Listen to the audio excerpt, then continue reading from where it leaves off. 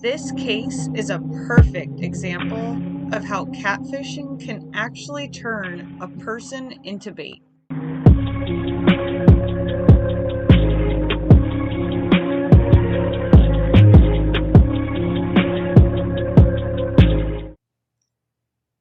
Hey everybody, welcome to Crime Over Cocktails. I'm Tiffany, your host, and today we're going to talk about the case of Justin Huff and Cooper Jackson. Tonight I'm drinking my little barefoot rosé spritzers. I don't know if you guys have ever had these, but they are a delight. Just saying.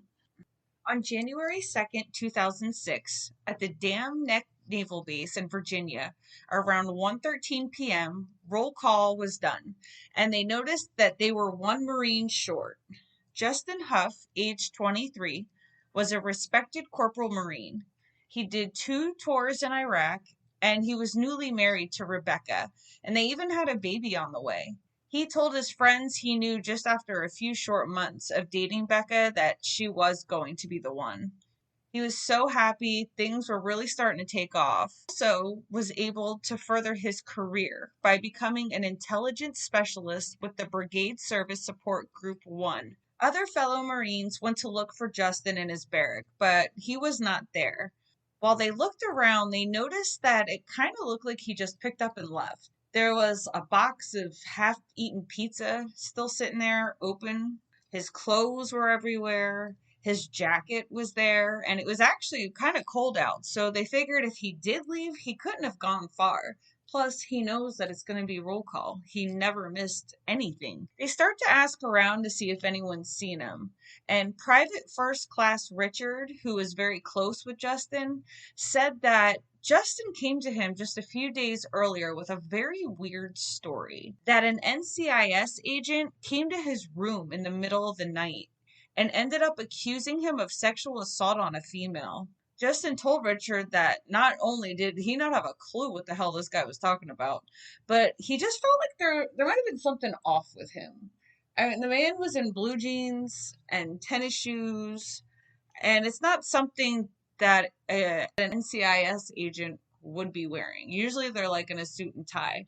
And the guy didn't show him any identification, so no proof of who this guy said that he was. There was other Marines that cited that there was a man that was looking for Justin who went to the front lobby and asked the secretary to get Justin because he said that he had his phone that he had left at a restaurant because he was too intoxicated, and asked the secretary to bring him there because he wanted to hand it to him personally. Another Marine who was also in the lobby went up to him and was like, "Hey, I'll take it. I got class with him, so I'll see him."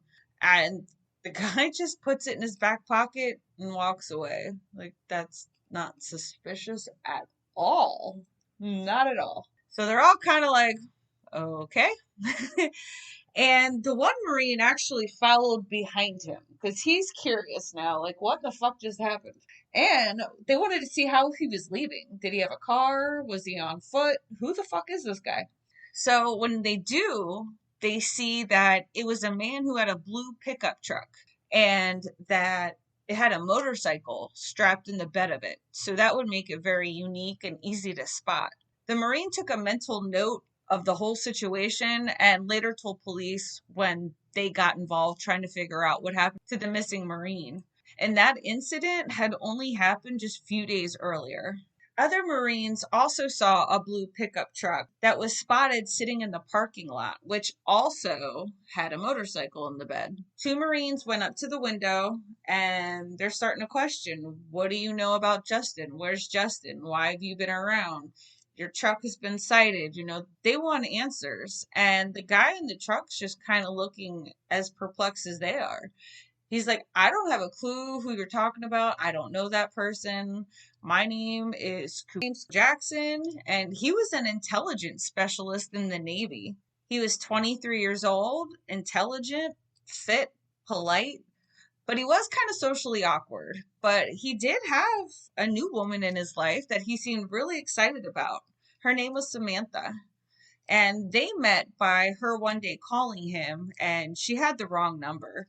So they both hung up. And after they hung up, I guess he kind of like sat and stewed on it for a minute and he thought, wow, she sounds pretty attractive. So he called her back and they just kind of hit it off. So they started talking ever since. They would talk for hours. She described herself to him as an art student who was wealthy, attractive, slender, blonde hair. She even sent him photos, some of her being topless and other of her in other states of being undressed.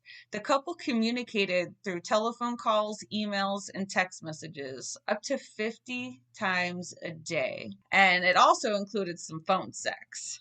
Every time they were supposed to meet up, Samantha would never follow through with it. She would always have to cancel either last minute or a day or two before, and he was starting to get really upset. He couldn't wait to meet this girl, and it seemed like no matter what, there was always an issue. And, he was getting to the point where it was either she was completely fucking with him or she had the worst luck in the world. On one of the days that they were supposed to meet, she ended up going to the hospital. And the second time that they were supposed to meet, he was supposed to meet her at the airport. So he waited for her for 13 hours. I'm sorry, but if that wasn't a sign, hello, I would never. After numerous failed attempts to meet his girlfriend in person, Cooper was so fed up that he traced her phone number and it went to an address that was in the Outer Banks, which turned out to be her house. That was where she was at. But he still never met her because when he called her on the phone, she convinced him that it was her friend's house, that it wasn't her house, and that he couldn't go knock on the door because then her parents will get mad at her friend. Yeah. So after that, I guess you could say Samantha got a little spooked. So she tried to break it off with Cooper, but he just wasn't getting the hint. So she decided to make up a little lie that she had consensual sex with another Marine at a party. Cooper hears that she was raped. She tells him, no, I wasn't raped. I wanted to sleep with this other Marine. But he could just not wrap his head around that she would actually do this to him. I mean, I guess waiting 13 hours at the airport wasn't a clue, but hey, but he just cannot accept that his precious Samantha would do that to him. And it had to be rape. Just had to be rape. No ifs, ands, or buts. He starts to interrogate Samantha, and finally, she just wants this over with. Like, dude, I don't want to be with you. She breaks down and decides that it's better to just agree with him and start to tell him things that he thinks happened. And instead of saying this is not what happened, at some point she just starts to confirm that yes, she was sexually assaulted to keep him from badgering her about it. She gave a vague description of what the rapist looked like, and she said that he was being called either Huff or Huffman, that she couldn't really remember what she heard. So now he's out for blood, and he starts his own investigation. He's going to start hunting down this rapist. He's hunting wabbits. He concluded that a Marine Corporal, Justin Huff, had to be the rapist. Even though he had never met him per se, he has seen him before on the base. And by her description, she said he was tall, he was fit, and he fit all that. Not to mention, she threw Huff or Huffman out there. His last name is Huff. On January 12th, 10 days after Hunt went missing, NCIS agents arrested Jackson on base and brought him in for questioning. And after 2 hours, he finally confesses that he showed up for a second time in the middle of the night and told Justin that if he wanted to clear his name, he was going to have to go with him. Justin, even though he wasn't sure who the hell he was dealing with, he went along because he just wanted to clear his name. He's newly married, baby on the way. That is not the kind of drama that he wants. He knew that he had nothing to do with nothing, and he just wanted to clear his name once and for all. Cooper handcuffed him and put him in the back of his vehicle. They drove down to North Carolina, and that actually was over an hour drive. Cooper, the entire way, keeps interrogating Justin the entire way, and all Justin can do is repeat and deny any involvement with Samantha. And to Cooper's own acknowledgement, he's actually starting to believe Justin. And this isn't really the first time that he kind of thought that Justin was telling the truth. The first time when they had spoke, he started to get a feeling that this may not be true.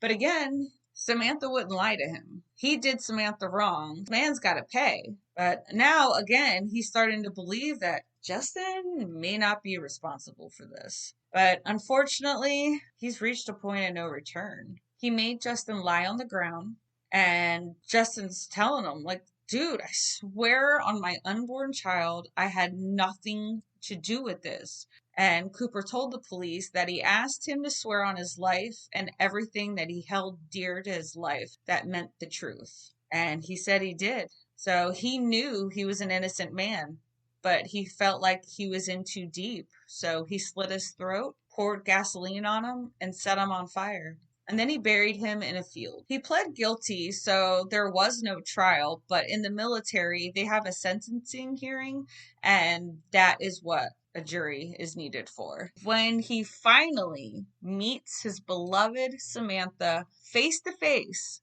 who actually turned out to be Ashley Elrod, a 5'2" brunette and somewhere in the middle of 300 and 400 pounds. His face noticeably turned cold as he realized that that whole time he had been played. He felt like such an asshole.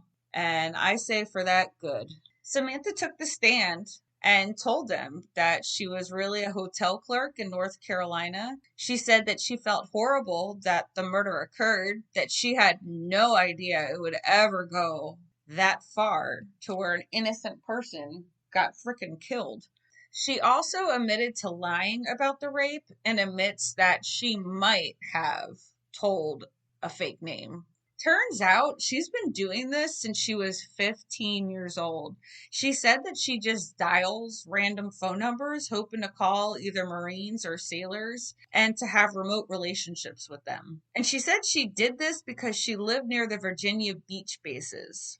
They were looking to give him the death penalty, and that's when his mom called attorney Don McCarry. And he told news reporters that his mother had called him because a psychic had told her that he would be able to save his life. So she really needed him to represent her son. And he said, how am I supposed to tell a psychic no? So he took the case. In October 2006, Jackson pled guilty to premeditated murder, kidnapping, impersonating an NCIS agent, and obstruction of justice. He received life without parole, and Samantha walked away scot-free. Love to know what you guys think about that. I'm curious, do you guys think that she should have walked away? Do you think she should have been held on charges? I mean, she did try to tell him that she wasn't raped. He's the one who didn't want to hear it. But none of this would have happened if she wasn't catfishing. So it's pretty much she led him to do it, but literally it was his own actions. If you want to drop me a line on one of my socials, I'm curious to know what your thoughts are. Thank you for listening.